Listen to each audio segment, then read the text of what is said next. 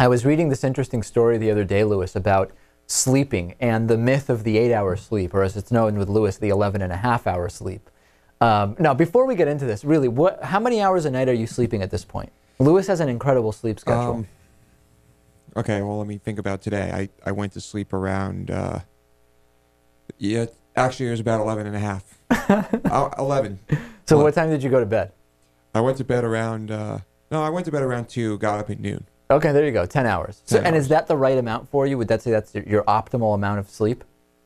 I could do with a little less. Okay. But that's pretty good. Yeah. So as the audience probably knows, that's a little bizarre. But some people are now saying that even an 8-hour consecutive sleep would be a little bit bizarre. People worry about waking up in the middle of the night, and it actually turns out that it could be good for you because there's more and more evidence from both science and history that 8 hours of sleep consecutively could actually be unnatural. In the early 1990s, a psychiatrist named Thomas Ware conducted this experiment with a group of people where they put them in complete darkness for 14 straight hours a day for a month. Imagine that, Lewis. It sounds like it sounds incredible. Yeah, imagine who signed up for this. Right.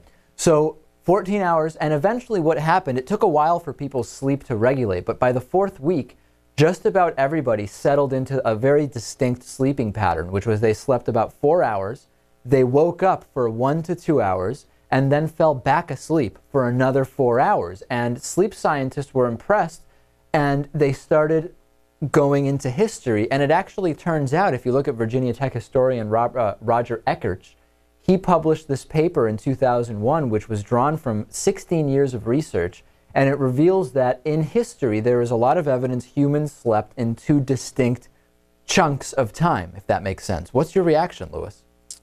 Well, this is the first I'm hearing of it. Perfect. So we'll get your real reaction. My real reaction is I don't know what to say to that. I mean, I have my sleeping patterns, and well, forget about your pattern. I mean, I've never found myself falling into one like this. I sleep well. I sleep for quite a long time. I feel good, and I don't know. Well, I mean, what the research shows. Is there research?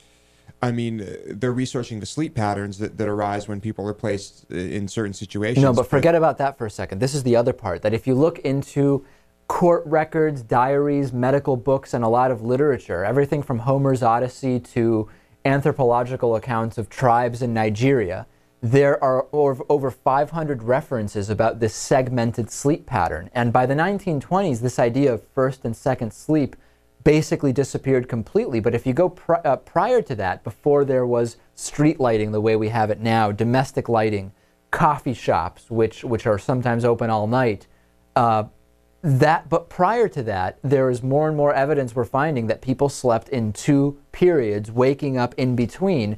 And some say if people went back to that, it would eliminate this anxiety, waking up in the middle of the night very anxious about stuff.